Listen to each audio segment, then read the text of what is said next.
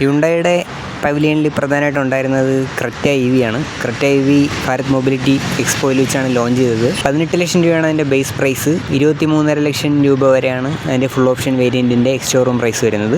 Creta E V 6 വേരിയൻസിലും 2 battery ഓപ്ഷൻസിലും available ആണ്. 54 kWh ബാറ്ററിയാണ് ഫുൾ ഓപ്ഷൻ വേരിയൻറ്റിന് വരുന്നത്.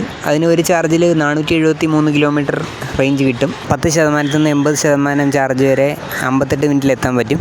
അതിൻ്റെ 4 വേരിയൻസ് എന്ന് പറഞ്ഞാൽ എക്സിക്യൂട്ടീവ്, സ്മാർട്ട്, പ്രീമിയം, എക്സലൻസ് ആണ് ഫുൾ ഓപ്ഷൻ. പിന്നെ ക്രെറ്റ ഇ വിക്ക് വെഹിക്കിൾ ടു ലോഡ് എന്ന് പറയുന്ന ഒരു ഓപ്ഷൻ വരുന്നുണ്ട്. അതായത് നമുക്ക് കാറിൻ്റെ ബാറ്ററിയിൽ നിന്ന് നമുക്ക് വേറെ അപ്ലയൻസസ് ചാർജ് ചെയ്യാൻ പറ്റും. കാറിൻ്റെ വെളിയിലുള്ള അപ്ലയൻസും കാറിൻ്റെ അകത്തുള്ള അപ്ലയൻസും ചാർജ് ചെയ്യാൻ പറ്റും. പിന്നെ പ്രധാനമായിട്ടുണ്ടായിരുന്നത് ഹ്യുണ്ടായി സ്റ്റാറിയ എന്ന് പറയുന്ന ഒരു വാനാണ്. ഇത് കിയ കാർണിവലിൻ്റെയൊക്കെ കോമ്പീറ്റ് ചെയ്യാനായിട്ട് ഇറക്കുന്ന ഒരു വണ്ടിയാണ്.